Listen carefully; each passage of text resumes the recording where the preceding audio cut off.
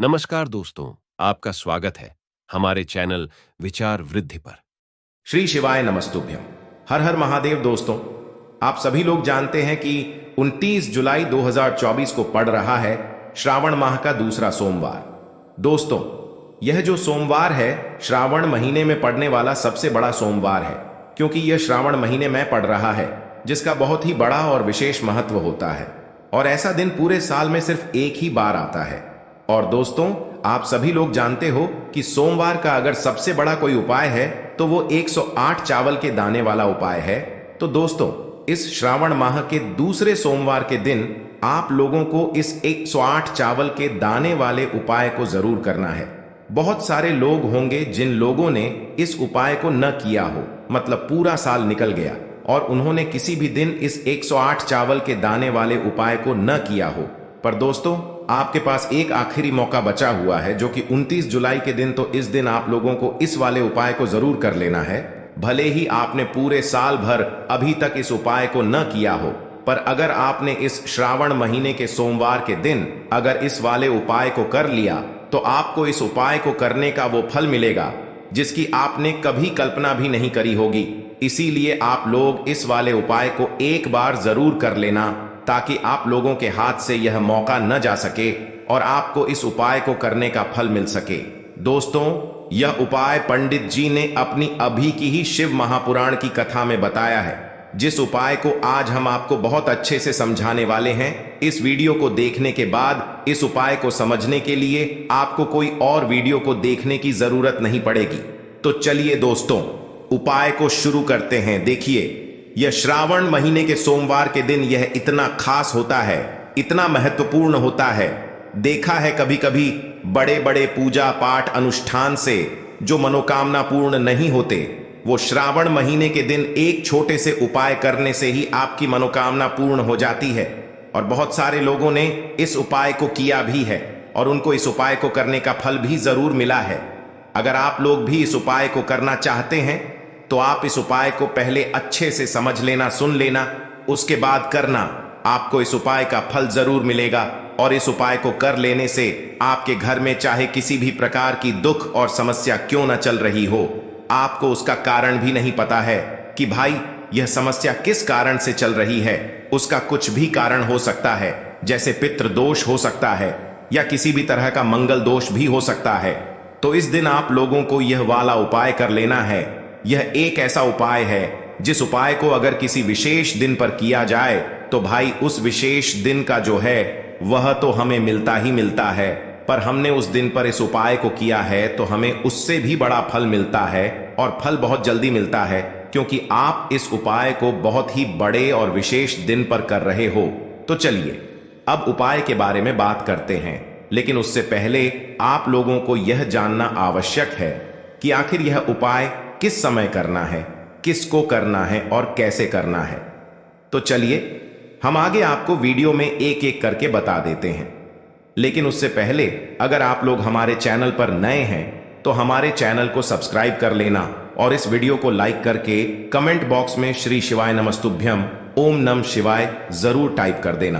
तो दोस्तों, इस 108 चावल के दाने वाले उपाय को हमें इस सोमवार के दिन कैसे करना है, किसको करना है, किस समय करना है और कहां पर करना है, ये सारे सवालों के जवाब आपको इस वीडियो में मिल जाएंगे। और जो ये वीडियो देखेगा भाई, उसको 108 चावल के दाने वाला उपाय जरूर करना चाहिए, क्योंकि इस दिन एक चावल के दाने का भी बहुत ही बड़ा और विशेष महत्व होता है। और जब बात आ जाए 108 चावल के दाने की, तो यह सोने पे सुहागा वाली बात हो जाती है और ये एक बहुत ही बड़ा उपाय हो जाता है इस श्रावण सोमवार का। तो अब दोस्तों, इस 108 चावल के दाने वाले उपाय को आखिर करना किसको है, सबसे पहले हम लोग वो बात जान लेते हैं। तो देखो, घर की जो बड़ी माताएं बहनें होती हैं, उन माताओं बहनों में से कोई भी एक बड़ी माता बहन इस वाले उपाय को कर सकती है। और दोस्तों, अगर आप चाहें तो अपने घर में से सभी सदस्यों को भी इस उपाय को करवा सकते हैं। अगर किसी व्यक्ति की खुद की कोई मनोकामना है, खुद की कोई दुख और परेशानी है जो कि वह अपने लिए ही करना चाहता है, इस वाले उपाय को तो वह खुद अपने लिए भी कर सकता है। बाकी अगर कोई घर में से ऐसा है जो कि अपने पूरे घर परिवार की सुख और शांति के लिए ये वाला उपाय करना चाहता है, तो भाई वह भी कर सकता है, उसमें भी कोई दिक्कत वाली बात नहीं है। कहने का मतलब यह है कि इस उपाय को हर एक सदस्य भी कर सकता है और पूरे घर परिवार के सदस्य के लिए घर की बड़ी माताओं बहनों में से कोई एक माता बहन भी कर सकती है। माताएं बहनें अगर घर में उपस्थित न हो या वो यह वाला उपाय न कर पा रही हो तो फिर घर का कोई बड्ढा सदस्य भी इस 108 चावल के दाने वाले उपाय को कर सकता है, चाहे फिर वह पुरुष ही क्यों ना हो, उसमें कोई भी दिक्कत वाली बात नहीं है। अब दोस्तों, इस 108 चावल के दाने वाले उपाय को हमें करना कहां पर है? हमें इसे शिव जी के मंदिर में जाकर करना है। बहुत सारे लोग प्रश्न करते हैं, हर एक उपाय को करते समय क्या हम इस उपाय को घर पर कर सकते हैं? तो इस वाले उपाय को आप घर पर नहीं कर सकते हो। इस वाले उपाय को करने के लिए आपको शिव जी के मंदिर ही जाना पड़ेगा। उसके बाद में दोस्तों, जो अगला प्रश्न निकल कर आता है वो यह आता है इस उपाय को लेकर कि आखिर इस उपाय को हमें किस समय करना है, सुबह के समय करना है कि शाम के समय करना है? तो देखो, इस वाले उपाय को आप लोग सुबह के समय भी कर सकते हो और शाम के समय प्रदोष काल में भी कर सकते हो। अब अगर आप पूछो कि भाई सबसे उत्तम समय कौन सा रहेगा इस 108 चावल के दाने वाले उपाय को करने का, तो हम आपसे बस यही कहेंगे कि इस उपाय को आप सुबह के समय करेंगे तो ज्यादा बेहतर होगा। बाकी अगर प्रदोष काल शाम के समय भी करेंगे तो भी अच्छा होगा, उसमें कोई भी दिक्कत वाली बात नहीं है। तो अब दोस्तों, जो अगली सबसे बड़ी और महत्वपूर्ण बात आती है वो यह आती है कि सुबह अगर हम उपाय को करेंगे तो हमें कितने बजे से लेकर कितने बजे तक के बीच में करना है, और शाम के समय प्रदोष काल में करेंगे तो हमें कितने बजे से लेकर कितने बजे के बीच में करना है।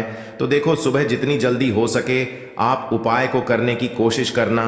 बाकी अगर किसी कारणवश लेट भी हो जाओ, थोड़ी देर भी हो जाए तो 10 या 11 बजे तक भी आप उपाय कर लेना, पर 12 बजे से ज्यादा देरी ना हो, ठीक है? इस बात का ध्यान रखना। उसके बाद में दोस्तों, अगर शाम के समय प्रदोष काल की बात करें, प्रदोष काल का जो समय होता है वो शाम के 6 बजे से शुरू हो जाता है। मतलब शाम के 6 बजे से लेकर 7 बजे के बीच का जो समय होता है ये समय प्रदोष काल का समय होता है। पर अभी जो मौसम चल रहा है, इस मौसम में जो है शाम बहुत देरी से होती है, तो आप इस उपाय को 7 या 8 बजे के बीच में भी कर सकते हो। मतलब शाम के 6 बजे से रात 8 बजे के बीच में आप कभी भी इस वाले उपाय को कर सकते हो, उसमें कोई भी दिक्कत वाली बात नहीं है। अब दोस्तों, यहां पर इस उपाय को लेकर एक और सबसे बड़ी बात ये निकल कर आती है कि इस 108 चावल के दानों को हमें लेना कहां से होता है, और हमें इस उपाय को करने के साथ में क्या और कुछ भी सामग्री ऐसी होती है जो शिव जी के मंदिर लेकर जानी पड़ती है। तो देखो, यहां पर हम आपको बता दें, सबसे पहले आप लोग यह जान लो कि यह जो 108 चावल के दाने वाला उपाय है, सिर्फ और सिर्फ आप उपाय की सामग्री लेकर कभी भी शिव जी के मंदिर मत जाना, क्योंकि हमें भगवान के सामने यह नहीं दर्शाना है कि अगर हम भगवान शिव जी के मंदिर आए हैं तो अपने फायदे के लिए आए हैं। तो इसलिए जो भी पूजन सामग्री है, उपाय सामग्री है, 108 चावल के दाने, इसके साथ में आपको पूजन सामग्री भी जरूर लेकर जाना है। देखो, अगर सुबह के समय उपाय कर रहे हो तो सीधी सी बात है, 1 लोटा जल तो आप लेकर जाओगे ही जाओगे। वही 1 लोटा जल अगर मिट्टी का जल हो तो बहुत अच्छा रहेगा। मिट्टी का जल कैसे बनाया जाता है, इसके लिए हमने पहले से बहुत सारी वीडियोस बना दी है। आपके पास इस दिन एक आखिरी मौका रहेगा मिट्टी का जल शिव जी पर चढ़ाने का और उपाय को करने का, बहुत बड़ा आपको इस दिन फल मिलेगा। तो इसलिए इस दिन हो सके तो भाई मिट्टी का जल चढ़ाना तो अपने साथ में कम से कम 1 लोटा जल तो आपको लेकर जाना ही जाना है। अगर मिट्टी का जल नहीं है तो घर का जल भी आप इस्तेमाल कर सकते हो। इसके अलावा जो भी पूजन सामग्री है, देखो 108 चावल के दाने ये अलग आपके रहेंगे, और जो आपकी पूजन सामग्री रहेगी वो अलग रहेगी। पूजन सामग्री में आप जो भी चीज लेकर जाना चाहे वो लेकर जा सकते हैं, उसमें कोई भी दिक्कत वाली बात नहीं है। वहीं अगर हम बात करें शाम के समय की, तो शाम के समय शिव जी पर जल नहीं चढ़ता है, इसीलिए शाम के समय आप लोग एक दीपक तैयार कर लें जो कि गोलबत्ती का आटे का शुद्ध देसी गाय का घी का होगा, है ना? इस बात का आप लोगों को ध्यान रखना है, और इस दीपक को आपको घर से जलाकर नहीं लेकर जाना है, भगवान शिव जी के मंदिर में जाकर ही जलाना है। इस बात का भी आप लोगों को ध्यान रखना है। अब दोस्तों, यहां पर हमें इस बात को समझना है कि यह 108 चावल के दाने हमें लेना कहां से है। क्या हमें दुकान से लेकर आना है? या हमें अपने घर से लेना है या कहां से लेकर आना है और कौन से चावल लेना है, क्योंकि चावल भी बहुत प्रकार के होते हैं। तो देखो, इन सभी सवालों के जवाब आप लोग एक बात में सुन लो कि भाई ये जो उपाय है, इस उपाय में आपको ये नहीं देखना है कि भाई कौन से चावल है कौन से चावल नहीं है। बस जो भी चावल ले रहे हो वो चावल का दाना सबूत होना चाहिए, मतलब साबुत होना चाहिए, टूटा हुआ नहीं होना चाहिए, कटा पिटा नहीं होना चाहिए। ये बात आपको ध्यान रखना है। बाकी आपका चावल बासमती हो या सादा चावल हो या कोई सा भी चावल हो, उसमें कोई भी दिक्कत वाली बात नहीं है। तो सीधी सी बात है कि आपके घर के रसोई घर में जहां पर आप भोजन बनाते हो, वहां पर जो भी चावल आपके उपस्थित हो, उन चावलों में से अपनी एक कटोरी भर लेना या एक मुट्ठी चावल अष्टमी के अलग दिन से का निकाल कर प्रदोष रख काल लेना, में जो भी क्योंकि हम व्यक्ति 108 चावल ही यहाँ पर जिसके मंदिर में लेने वाले हैं, उसके तो हमें ये चावल के दाने और परेशानियां भी दूर होती हैं। इस बात का आप लोगों को ध्यान रखना है। तो अपने उस चावल की कटोरी में से या चावल में से 108 ऐसे चावल के दाने आप लोग निकाल लो जो कि टूटे हुए न हो, कटे पिटे न हो, जिनमें कोई दाग न लगा हुआ हो, है ना। अच्छे साबुत चावल के दाने 108 दाने आप लोग निकाल कर रख लो और इन्हें किसी भी एक कागज की पुड़िया में या किसी एक छोटी सी कटोरी में आप लोग रख लो, ताकि यह सुरक्षित रहे, आपके एक भी चावल का दाना इधर उधर ना हो और आपका उपाय भी पूरा अच्छे से हो जाए। तो भाई जैसे ही आपका उपाय की जो सामग्री है 108 चावल के दाने ये तैयार हो जाते हैं, उसके बाद मैं आपको जो भी अपनी पूजन सामग्री है, सुबह के समय कर रहे हो तो एक लोटा जल या पूजन सामग्री जो लेकर जाना चाहो उसकी भी तैयारी कर लेना, और शाम के समय जा रहे हो तो भाई अपना जो दीपक है उसे तैयार कर लेना, ठीक है। और उपाय को करते समय शुद्धता का विशेष रूप से ध्यान रखना, ठीक है। सुबह सुबह स्नान करने के बाद ही उपाय को करने की आप लोग तैयारी करना। उसके बाद अगर शाम के समय की बात करें तो शाम के समय आपको स्नान करने की जरूरत नहीं है, पर शुद्धता का ध्यान रखना है। आपको स्नान तो नहीं करेंगे, आप हाथ मुंह धोकर भी इस वाले उपाय को शाम के समय प्रदोष काल में कर सकते हैं।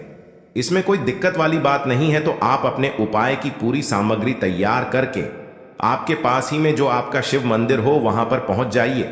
सबसे पहले शिव मंदिर में जाकर आप लोगों को उपाय नहीं करना है, पहले भगवान के दर्शन करना है, भगवान से आशीर्वाद प्राप्त करना है। फिर शिव जी की शिवलिंग के पास में आना है। शिवलिंग के पास में आने के बाद आप जो पूजन सामग्री लेकर आए हुए हैं, जैसे कि सुबह गए हुए होंगे तो एक लोटा जल और जो भी पूजन सामग्री लेकर आए हैं आप उनसे भगवान शिव जी की पूजन कीजिए। सबसे पहले तो एक लोटा जल ही चढ़ेगा, उसके बाद में आपकी पूजन सामग्री चढ़ेगी। उसके बाद में अगर दोस्तों शाम के समय अगर आप इस उपाय को कर रहे हो तो अपने साथ में कम से कम एक जो दीपक है गोल बाती का, जो आप अपने साथ में लेकर गए हो, उस दीपक को मंदिर में जाकर अपनी माचिस से जलाना है और उस दीपक को शिवलिंग के पास में रखना है, ठीक है। इस दीपक को रखने के बाद ही आप लोगों को अपना ये वाला उपाय शुरू करना है। और दीपक को ज्यादा पास में मत रखना, वैसे भी गर्मी पड़ रही है, भगवान शिव जी को आंच नहीं लगनी चाहिए, है ना। तो भाई जैसे ही आपकी पूजा अर्चना हो जाती है, आप भगवान शिव जी को प्रसन्न कर लेते हैं। उसके बाद में शिवलिंग के पास ही में आप कहीं पर बैठ जाइए, सामने या आसपास जिस जगह पर आपको बैठना हो वहां पर बैठ जाइए और अपने वह 108 चावल के दाने अपने सामने निकाल कर रख लीजिए, क्योंकि अब यहां पर उपाय को यहां पर करने की आपको तैयारी करना है। और इस तरीके से जब आप उपाय करेंगे, पूजन सामग्री करने के बाद, पूजन अर्चना करने के बाद, तो आपको उपाय का फल बहुत जल्दी और बहुत बढ़ा होकर मिलेगा। तो अपने 108 चावल के दाने अपने सामने निकाल कर रख लेना। और यह जो उपाय है यह आपकी सीधे हाथ की हथेली से होगा, इसलिए इस बात का भी विशेष रूप से ध्यान रखना है।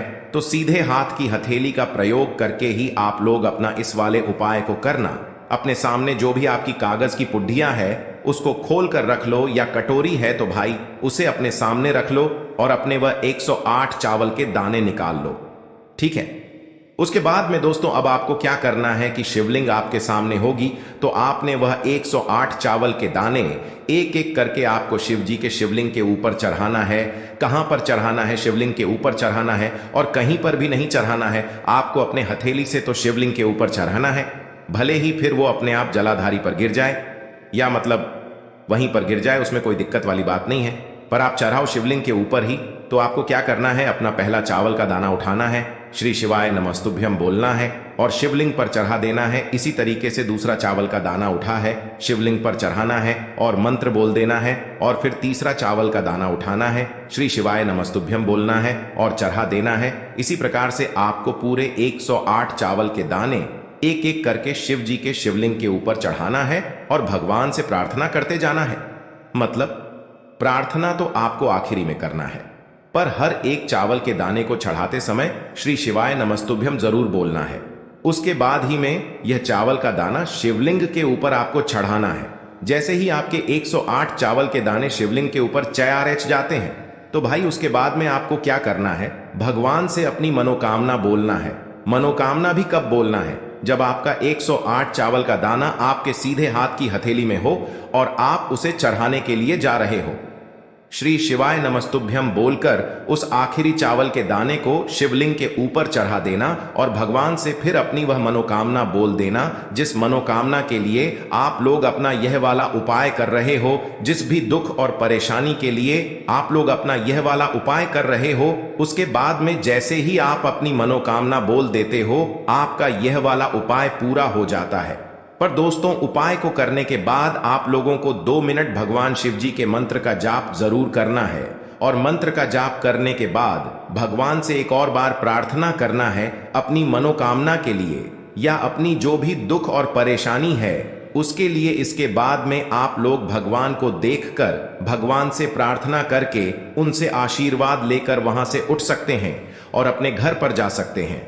बस दोस्तों, यहां पर यह वाला उपाय पूरा हो जाता है। इस तरीके से जो भी व्यक्ति छोटी छोटी चीजों का ध्यान रखते हुए इस 108 चावल के दाने वाले उपाय को करेगा, निश्चित सी बात है उसे उसकी मनोकामना जल्द ही पूर्ण होगी और जो भी दुख और परेशानी है वो भी बहुत ही जल्दी दूर होंगे। और दोस्तों, अगर आपको हमारी ये वीडियो पसंद आई हो तो हमारे इस वीडियो को लाइक और चैनल को सब्सक्राइब जरूर करें। हर हर महादेव, ओम नमः शिवाय।